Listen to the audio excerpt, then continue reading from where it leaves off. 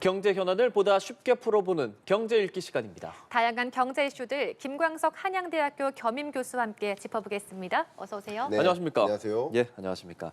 자, 관세 얘기를 먼저 해봐야 할 것 같습니다. 네. 트럼프 대통령의 관세 전쟁이라고 말하는 표현들 본격화되고 있습니다. 요즘에는 또 유럽 연합에도 지금 관세 이후에 물리겠다 이렇게 얘기하고 있는데 전반적으로 어떻게 좀 평하십니까? 자, 일단은 관세 전쟁을 일으키겠다라고 선언을 해온 지 오래됐습니다. 예. 아직 관세 전쟁이 시작된 건 아닙니다. 여전히 공포감을 부추기고 여전히 으름장을 내던지고 있는 거예요.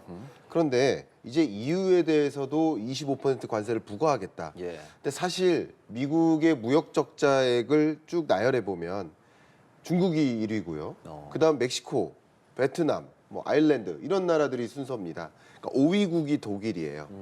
그러면 EU 전체적으로 보면 사실상 크지는 않은데 독일만 놓고 본다면 이 절대적인 미국에게 야기하는 무역 적자액에서 상당 비중의 상품이 뭡니까? 자동차입니다. 그러니까 자동차 수출에는 타격이 있겠다라는 생각을 해볼 수 있겠죠. 근데 관세를 곧 발표하기로 한 겁니다. 예. 아직 관세 조치를 매긴 것은 아닙니다. 자, 그러면 이 보편 관세 형식을 적용해서 관세를 부과하기로 했을 경우 아직 시간이 남아 있어요. 협상할 예. 시간이 남아 있어요. 그럼 역시 으름장을 내던지고 아하. EU 국가들이 좀 긴장하게 만들고 항상 긴장할 때 상대국들이 뭐라고요? 나도 그대로 반격하겠다. 그렇죠. 똑같이 캐나다도, 멕시코도, 중국도 중국도. 모든 나라들이 그렇게 합니다. 왜냐하면 이건 협상 전략이니까 나도 공격하겠다 이런 식이에요. 그런데 결과적으로 끌어오고자 하는 건 뭘까요? 트럼프가 요구하고자 하는 건 뭘까요? 지금 계속 러우 전쟁도 마찬가지. 예. 여기 EU를 패싱해서 하겠다. 그럼 결국은 이 EU 회원국들이 독일을 비롯한 주요국들이 내가 유리한 방향으로 손을 들어달라라는 요구라든가 또 미국으로부터 LNG라든가 원유라든가 수입을 더 늘려달라라든가 이런 협상의 딜을 더 이끌 가능성이 더 높아졌다 이렇게 보고 있고요. 예. 또 한 가지 중요한 것이 캐나다와 멕시코인데 25% 관세를 부과하기로 원래 예정했던 시간이 3월 4일입니다. 그럼 얼마 안 남았어요. 예. 근데 4월 2일로 연기했습니다. 한 달가량 연기했습니다. 한 달 더 협상하자는 건가요, 예, 그럼? 그러니까 협상할 시간을 더 주겠다라는 거예요. 결국은 협상이 다 안 끝났기 때문에 저의 의견을 드린다면 관세 부과가 목적이 아니라 여러 국가들이 트럼프가 원하는 그것을 들어달라. 예를 들어서 중국을 배제한다든가 아니면 미국에게 공장을 더 옮기다든가 생산 기지를 옮기거나 혹은 생산 비중을 늘린다든가 그러니까 이런 요구사항을 들어줄 협상을 하자라는 그런 발언이라고 생각할 수 있겠고 다만 이런 관세 전쟁을 본격화하겠다라는 이 표현만으로도 으름장만으로도 예. 주식시장을 흔들릴 수 있겠죠. 네, 그런 상황이라고 볼 수 있겠습니다. 근데 그러면은 교수님께서 생각하시기에 그 상대 국가들은 네. 다 트럼프의 이런 말들을 들어주겠습니까? 고지고대로 들어주진 않겠지만 예. 특히 독일이라는 나라가 예. 무역 적자를 상당 부분 미국에 안겨주고 있다라고 해석을 해본다면 앞에 말씀드렸던 것처럼 그중에 가장 절대적인 것이 자동차입니다. 그럼 지금 독일 경제가 3년 연속 거의 마이너스 성장이거든요. 3년 연속이에요. 예. 그만큼 안 좋습니다. 특히 폭스바겐이라든가 여러 공장들을 닫고 있어요. 그러면 자동차에 들어가는 부품의 개수가 몇 개인지 혹시 아세요? 아마 엄청 많을 것 같은데. 엄청 많아요. 예. 예. 부품 개수가 2만 가지입니다. 2만 가죠. 예. 그러면 그냥 어림잡아 생각해봐도 자동차 완성차를 생산하는 그 하나의 폭스바겐과 같은 기업이 공장을 문을 닫는다. 예. 그러면 앞단에 있는 수많은 부품 공급업체, 원자재 공급업체 이런 공급업체들이 다 같이 어려워지는 거예요. 그러니까 독일 경제가 어려운 상황인데 여기서 자동차 공급을 막도록 수출을 차단하기로 관세를 부과한다라는 것은 굉장히 무섭죠. 그러니까 당연히 트럼프가 원하는 그 무언가가 뭔지를 정확하게 듣고 그것을 들어줄 가능성이 높고 가장 대표적으로 중국산 수입을 막아라.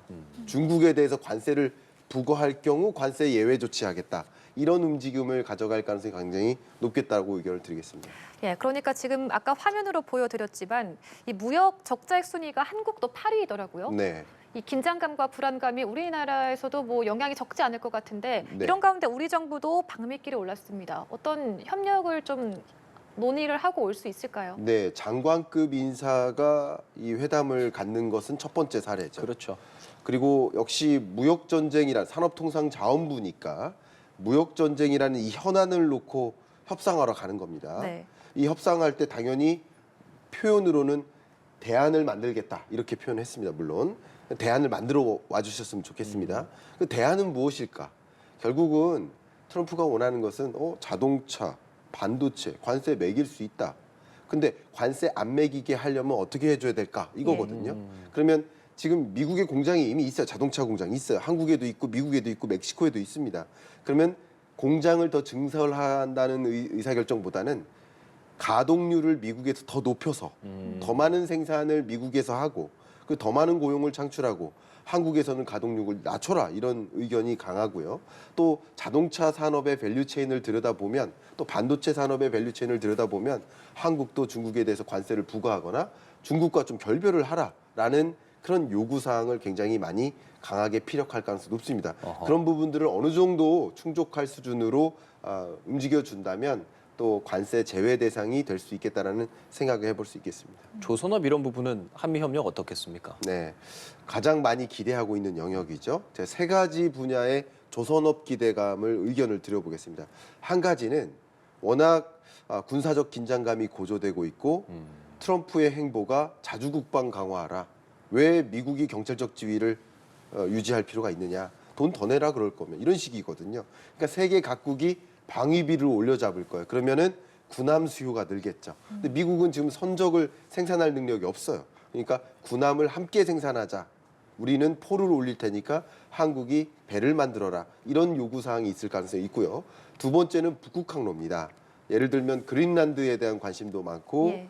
또 러시아와의 협력도 굉장히 강하죠. 그래서 북극 항로 사업을 하려니 해운 사업을 하려면 당연히 배가 필요하니까 해운업 협조를 해달라. 세 번째가 가장 대표적인 또 그 두 가지 부분 말고도 우리 LNG 수출 늘릴 거야. 그럼 LNG선 또 원유 수출 늘릴 거야. 유조선 이런 수요가 있겠다고 현재로서는 기대해 볼 수 있겠습니다.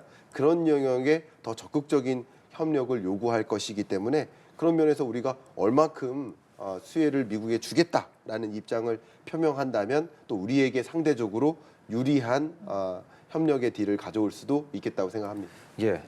자, 요즘에 경제 얘기하면 또 많이 얘기하는 게 뭐 AI라든지 반도체 이런 부분입니다. 거기서 또 대장주라고 할 수 있는 건 단연 또 엔비디아지 않겠습니까? 네. 엔비디아가 이번에 장 끝나고 지금 실적 발표했는데 호실적입니다. 어떻게 그렇습니다. 보셨습니까? 근래 들어 미국 시장이 굉장히 많이 어깨를 움츠렸습니다. 예. 어깨를 움츠린 이유는 뭘까요? 크게는 그 전환점이 딥시크 사태를 계기로 했어요. 딥시크 사태 이후 엔비디아 실적 어두울 거야. 이렇게 생각했고 특히 25년 1분기 실적은 굉장히 어두울 거야. 고려를 했기 때문에 투자자들이 이제 미국 시장에서 많이 떠났었던 거예요. 근데 이번에 엔비디아 실적 발표를 했는데 자료를 보신다면 정말 4분기 실적도 마찬가지 매출액도 그렇고요. 특히 25년 회계연도를 봤을 때 굉장히 많이 기대된다 이런 것을 확인할 수 있겠죠. 예. 이 회계연도 기준으로 봤을 때 이 소위 4분기 매출액 493억 정도를 기록했죠. 이 정도는 시장의 기대치를 훨씬 웃돌았습니다. 주당 순이익도 시장의 기대치를 훨씬 웃돌았습니다. 뿐만 아니라 25년 1분기 기준으로 봤을 때 이 1분기에 대한 실적 기대감도 굉장히 높여놨습니다. 예. 더군다나 이 컨퍼런스 콜을 통해서 엔비디아 CEO죠. 젠슨 왕이 뭐라고 얘기했냐면 블랙엘 수요 엄청 놀랍다. 이렇게까지 표현을 했어요. 그러니까 시장의 기대감이 다시 살아나는 기조다라고 좀 의견을 드려보도록 하겠습니다. 예, 그러니까 엔비디아가 이렇게 호실적을 계속해서 발표하고 있는데 이렇게 되면 우리나라 반도체 주가도 좀 영향을 받아서 오르지 않을까 이런 기대감이 있었는데 또 그만큼의 영향은 받지 않은 것 같아요. 좀 반등할 계기가 있을까요? 네, 맞습니다. 엔비디아 실적이 마치 보일러예요. 보일러를 틀었어요. 근데 안타깝게도 창문을 활짝 열어놓은 거예요. 찬바람이 들어오는군요. 두 가지 효과가 같이 만났습니다. 예. 그러니까 보일러를 틀었지만 찬바람이 새어 들어왔다. 그게 뭡니까? 바로 관세 전쟁이 앞에 말씀드렸던 관세 전쟁 본격화하겠다. EU에 대해서도 관세 매기겠다. 그렇다면 뭔 얘기예요? 우리나라의 대EU 부품 수출이 줄겠다. 우리나라의 대중국 수출이 주겠다. 압박이 강화될 것이니까. 그러니까 당연히 엔비디아 실적이 개선된다면 그동안 우리 한국 경제를 놓고 봤을 때 엔비디아의 납품하는 혹은 납품할 가능성이 있어 보이는 납품하는 SK 하이닉스, 납품할 가능성이 있어 보여라고 생각하는 삼성전자, 이들의 HBM 공급이 더 줄어들지 않을까? 엔비디아 실적이 줄어들 거라고 생각했으니까 움츠릴 때 같이 움츠렸던 거예요. 움츠렸지만 실적이 기대 이상으로 높아. 그러면 역시 삼성전자나 SK 하이닉스에 대한 기대감도 올라갈 어깨를 필 여지가 예. 있었지만 안타깝게도 관세 전쟁이라는 이 엄청난 찬바람이 또 밀려 들어오면서 다소 혼조세적인 영향을 준 것이다라고 평가해 볼 수 있겠습니다. 아하, 그렇다면 우리 하반기의 물가 전망은 어떨 거라고 좀 분석하고 계십니까? 네, 지금 우리 한국 경제의 가장 큰 현안 중에 하나가 환율입니다. 환율 맞죠? 특히 엊그저께 화요일 날 한국은행의 금토기 결과 금리 인하를 단행했는데 그렇죠. 경기 부양을 위해서 내수 경기가 너무 어려우니까 어쩔 수 없는 금리 인하였다라고 생각을 해볼 수 있지만 한 가지 걸리는 게 바로 환율이에요. 가뜩이나 환율이 1,400원대 위에서 계속 맴도는데 여기서 금리마저 인하하면 한미 간의 금리 격차가 더 벌어지고 그러면 환율을 더 올려놓는 거 아니겠는가 하는 우려가 됩니다. 이 환율이 우려되는 여러 가지 이유들이 있지만 예. 그 중에 한 가지가 바로 수입 물가입니다. 환율이 높게 유지된다면 어떤 현상이 야기될까? 수입업자들이 더 많은 돈을 주고 수입을 하는 거예요. 그렇죠. 더 많은 돈 주고 수입하니까 수입업자들의 부담이 커지죠. 커지죠. 그럼 그 수입 물가가 상승하고 지금 수입 물가가 반등했습니다. 그럼 수입 물가가 상승한 이후 그 가격이 반영된 소비자 물가는 약 2, 3개월 후에 영향을 미칠 텐데 그 소비자 물가도 반등할 여지도 있죠. 그러면 물가도 반등하고 강달러가 계속 유지된다면 추가적인 금리 인하를 통해서 경기 부양할 만한 역량이 상쇄되겠죠. 줄어들겠죠. 그러니까 이것이 하나의 진퇴양난의 상황에 놓이게 만드는 요소다 보겠습니다. 근데 한은은 추가 금리 인하 가능성을 또 어느 정도 말하고 있지 않나요? 그렇습니다. 그러니까 지금은 예. 둘 다 위중해요. 내수 경기도 너무 위중해요. 물론 강달러나 수입 물가 반등 우려도 있어요. 근데 둘 다 위험한 거예요. 근데 이 환율만 바라보고 금리를 계속 동결하자니 내수 경기 부양이 너무 충격적이고 그렇다니 또 내수 경기 부양을 위해서 금리를 인하하자니 이게 또 위태로운 거예요. 그러니까 두 가지 중에 제가 이런 표현을 하겠습니다. 안 좋은 선택지예요, 둘 다. 금리를 동결하는 것도 안 좋은 선택지, 인하하는 것도 안 좋은 선택지지만 안 좋은 선택지 중에 덜 안 좋은 것을 고르는 과정.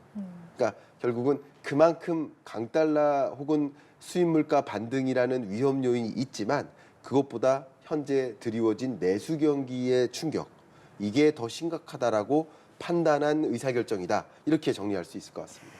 예, 고용률, 채용 시장도 경제의 중요한 부분이잖아요. 게다가 네. 2030 청년들에게는 더욱더 중요하고 그런 문제인데 대기업 채용 시장이 지난해보다 어두울 것이라는 전망이 나왔습니다. 네. 어떻게 보시나요? 일단 이 대상 조사하는 대상 기업이 소위 대기업이라고 할 수 있는 매출액 500억 이상 기업을 대상으로 조사를 했습니다. 그러니까 많은 청년들이 그토록 원하는 대기업인 거예요, 소위. 근데 이들이 뭐라고 얘기했냐면 투자 계획 없고 역시 투자 계획이 없으니까 채용 계획이 없다. 계획이 아예 미정이다라고 하는 이 채용 없음 계획 미정의 비중이 절대적으로 늘어났죠. 바로 이렇게 늘어나는 이유는 뭘까요? 경기 침체가 장기화되니까 첫 번째. 그러다 보니까 기업들이 투자를 위축시켜요.